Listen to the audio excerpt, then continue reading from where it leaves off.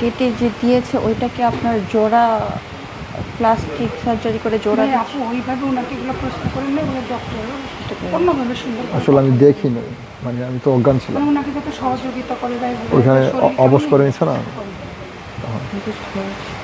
একটা রোগীর কাছে লাস্টে যখন ট্রলিতে যখন উঠেছে তখন আর কি বুঝতে পারলাম যে আমার ওইখান থেকে বের করছে আর কি, কোথায় ঢুকেছে আর বলতে হয় না, আর এখান থেকে বের হয়নি এখন বলতে,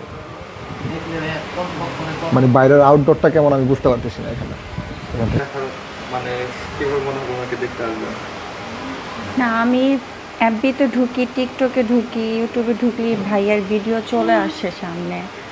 তো মনে হলো যে যেহেতু আমিও ঢাকা মেডিকেলে ছিলাম, তো হয়তো আমি এখন বর্তমানে নাই, তো ভাবলাম যে ভাইও একজন রোগী, ভাইয়াকেও দেখে আসি।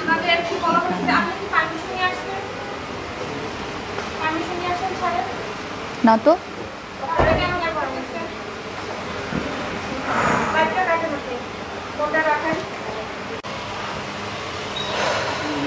আপনি কি হন ভাইয়া?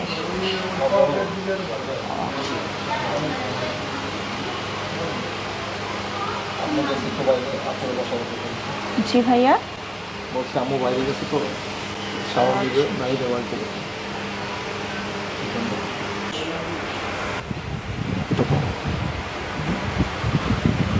কিছু করে দিল।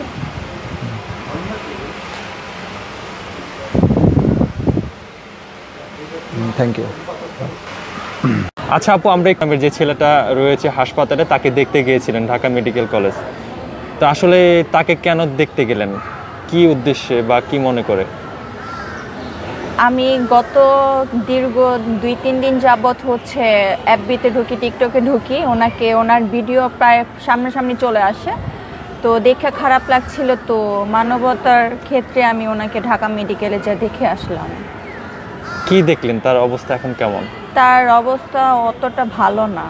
তার পরিবারের সাথে কথা হয়েছে বা সাকিবের সাথে কথা হয়েছে? হ্যাঁ, সাকিব ভাইয়ের সাথে কথা বলছি, বড় বোন ছিল, ওনার বড় বোনের সাথে কথা বলছি, তবে ওনার অবস্থা ওইরকম ভালো দেখতে পাচ্ছি না, তবে উপরে আল্লাহ আছে, আল্লাহ দেখবে।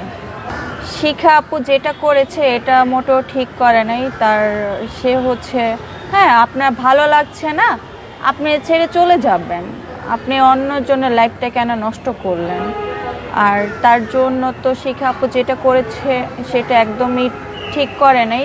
মেয়ে এখন কলঙ্কিত হয়ে গিয়েছে একমাত্র তার জন্য। কিন্তু আমি চাচ্ছি যে এরকম ঘটনা আর কখনো কোনো মেয়ে যাতে না করে। ভাই তোমার ভালো লাগছে না, আমি চলে যাব, তোমাকে ডিভোর্স দিয়ে বা সেপারেশনের মধ্যে আমি একটা ডিসিশন নিয়ে আমি চলে যাব, কিন্তু আমি তোমার লাইফটা কেন শেষ করব? এটা তো আমি কখনো করব না। তো চাচ্ছি যাতে সব মেয়েরাই সচেতন হয়, ভালো থাকে, সুস্থ থাকে, নিজেও বাঁচো, অন্যকেও